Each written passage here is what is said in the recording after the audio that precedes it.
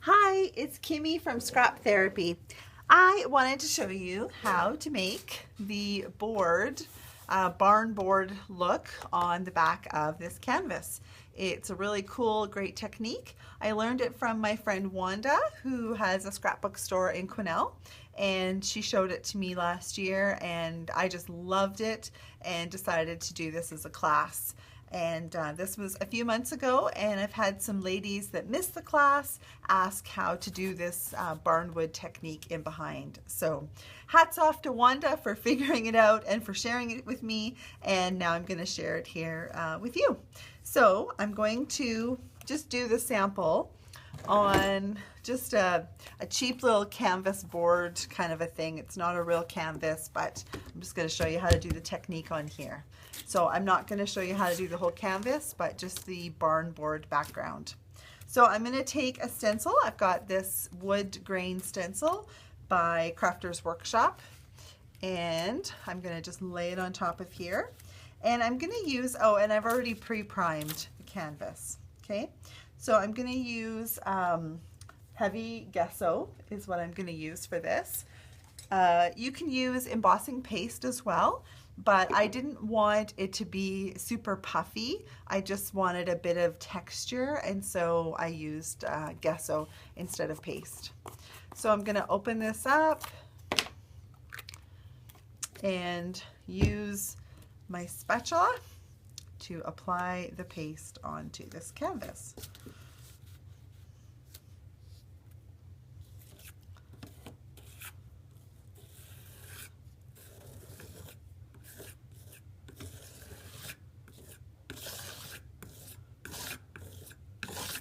Pretty easy, just putting this on. You can also tape down your stencil when you're doing a project like this. If you're a little worried about the stencil moving around, you can tape it with some painter's tape just to hold it in place. And when you're stenciling, there shouldn't be a ton of extra paste or gesso left on top of the stencil. So if you have like big patches like this, you want to just scrape that right down. And you'll have to clean the stencil after, but you should barely have to clean the stencil after. There should not be tons of excess on there. Okay, so just smooth that out. I'm going to kind of pull back any extra, put it back into my container because my stencil is nice and clean, so I haven't ruined the gesso or the paste that I use, and then I can put it back into the container. Okay, so I'm going to now just peel this off and set that aside, and there you can see the wood grain on the canvas. So I am going to just give that a wipe, and I'll set this aside. And I've already done one ahead of time, and I've let it dry so that you don't have to sit here with me and watch gesso dry, because that would be pretty boring. Okay, so now I've got this one. You can kind of see in there the gesso wood grain print that's still on there. Okay, now I'm going to pull out my gelatos, and I just love using gelatos. They're very fun. I have a nice selection of colors, and so I've pulled out kind of the woodsy brown kind of colors. I might even use this one. What's this? Similar to that one. And then actually I should probably have a little bit of black handy just in case I need it. So for this, I'm going to use a mixture of these colors. We'll see how much of each one I actually use, but I'm using black licorice, chocolate, iced coffee, iced chai, ink squid, and cinnamon. Okay, so now we're going to just take the gelatos, take the lid off, and they are kind of like a crayon inside of there. And we're going to just lightly, very lightly, I'm barely even touching the gelato to the canvas board, and I'm just drawing on a little bit of that color. Okay, so I'm going to kind of do one color and then do the next color. So what was this? This was the iced coffee, and that first one I did was the chocolate. So iced coffee, a little bit in there. Those are pretty similar colors. Now I'm going to do, actually, now I'm going to do this iced chai. It's a kind of a goldy brown color, and I'm going to fill in all these places.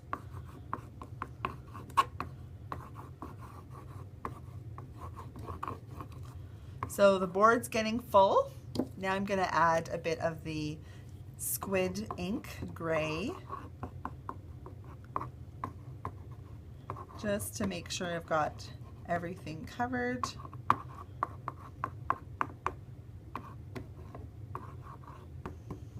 Okay, so now from here, I'm going to hang on to the black licorice and the cinnamon, and I'm not going to use those quite yet.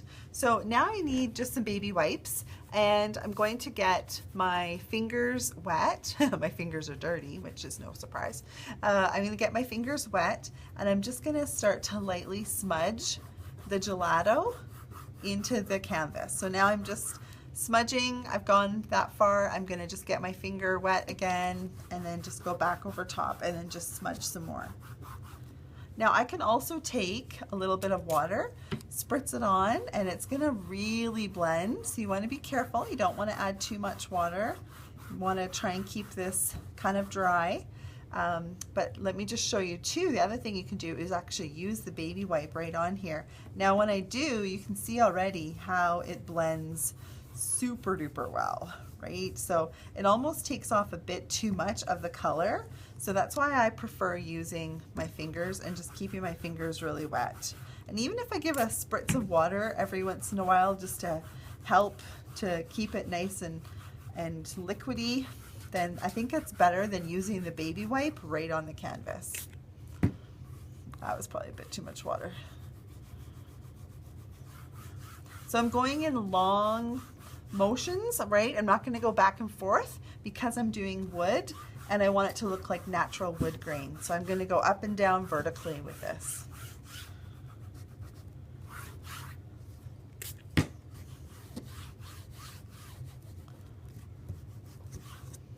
So that's looking pretty cool. Make sure that none of the white canvas is kind of showing from in behind. Now, if I feel like it's a bit too muted, I can go back in and I can add some darker patches to it. You don't have to feel like you're done. If it's too dark, you can always lighten it by taking it off with really moist fingers. And if it's too light, you can always add more by putting the dark over top. So see that dark that just added to it.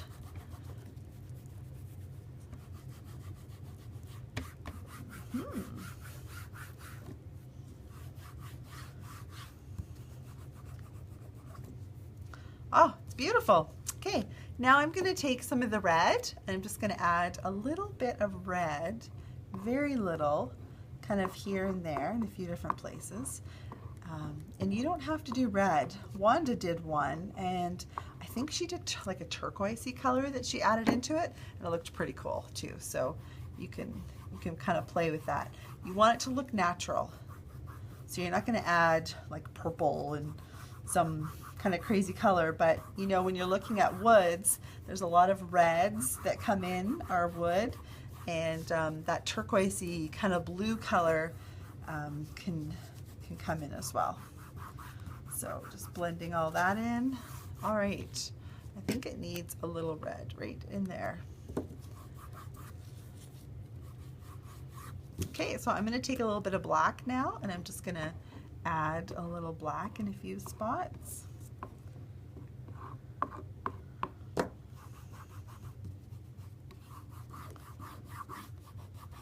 So I'm making it look long and streaky. Continuing to add liquid to my finger just from the moisture of the baby wipe. And then I'm just rubbing it right over top. Okay, so I can also smudge a bit of the edge just to darken up the edges here with the black. This is turning out very nice. Maybe I will have to make a project with it.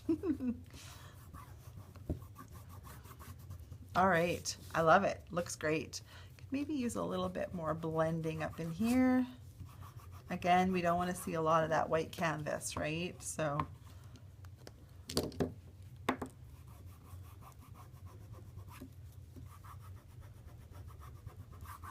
Okay, cool, cool.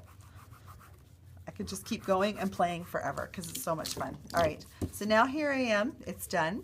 And I'm going to show you a quick little way that you can add the finishing touch, which would be the lines for the barnwood. Okay, so this piece here is 8 inches across. So 4 inches is going to be my center. I don't want to put a line dead center in my canvas. I actually want to put a line off to one side and off to one side so that the center plank becomes the center.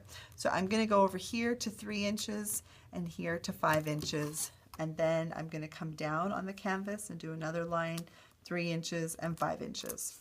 Okay, now I'm going to use the brush tip of my distress marker, and I'm going to draw a line from this little mark to this little mark so that I have a nice straight line all the way down.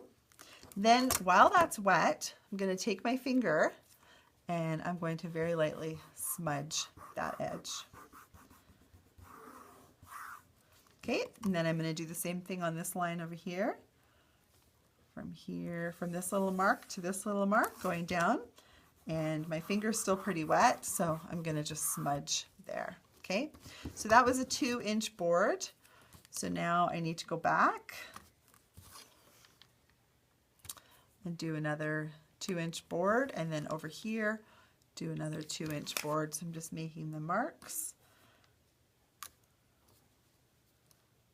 So you can do a 2-inch board or a 3-inch board, and what I mean by is like these plank widths are like 2 inches or 3 inches. This is a really small piece, so that's why I'm doing them 2 inches. But on the large canvas that I did them 3-inch.